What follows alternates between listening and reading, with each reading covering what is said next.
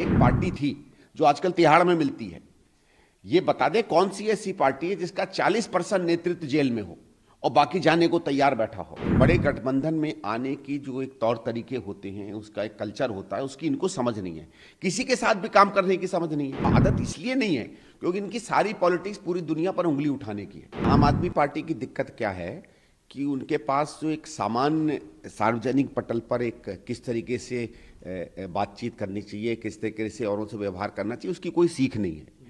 और ये इनका पुराना रहा है, क्योंकि हम तो इस बात को सस्पेक्ट करते हैं कि अभी तक दिक्कत क्या थी ना, पिछले 7-8 साल में तो वो भारतीय जनता पार्टी की बी टीम की तरह काम कर रहे थे।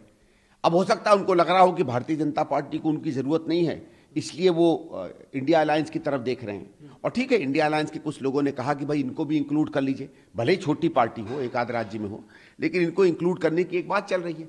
अब ये इस बात को मुझे नहीं लगता हजम कर पाते हैं, तो इसलिए दिक्कत होती है। क्योंकि इनको जो बड़े गठबंधन में आने की जो एक तौर तरीके होते हैं, उसका एक कल्चर होता है, उसकी इनको समझ नहीं है। किसी के साथ भी काम करने की समझ नहीं है, चाहे दिल्ली के एलजी हों, चाहे भारत की सरकार हो, चाहे विपक्ष के लोग हों, चाहे गठबंधन हो, इनको किसी के साथ काम करने की आदत तो आदत इसलिए नहीं है क्योंकि इनकी सारी पॉलिटिक्स पूरी दुनिया पर उंगली उठाने की है। ठीक है, अब ये इस बात को नहीं समझते हैं। जब इन्होंने कहा, स्वाभाविक है जब ये कहेंगे कि एक थी कांग्रेस, तो कांग्रेस की तरफ से कोई ना कोई प्रतिक्रिया तो आएगी। लेकिन एक बात ये नहीं समझ रहे कि आने वाले समय में माताएं ये भी कहेंगी कि एक पार्टी थी जो आजकल तिहाड़ में मिलती है। ये बता दे कौन सी ऐसी पार्टी है जिसका 40% नेतृत्व जेल में हो और बाकी जाने को तैयार बैठा हो। तो ये कुछ फ्रस्ट्रेशन भी आम आदमी पार्टी में दिख रहा है। फिर दूसरा, उनको ये भी दिख रहा है कि ये जिस दमखम के साथ आए थे और इनको लगता था कि शीर्ष नेतृत्व की अग्रणी में जाके बैठेंगे, तो उसमें इनको एक सेकेंडरी रोल मिला हुआ है। लेकिन मैं इनसे कहूंगा कि भाई आप एक बड़े गठबंधन में साथ आए हैं, कुछ सद्बुद्धि रखिए अपने मन में। ठीक है, और ये जो उल जलूल बयान है, ये आप बोलना बंद करिए। स्थानीय नेता कुछ कह दें, एक दूसरे के बारे में कह दें, चलो वो स्वीकार्य बात होती है।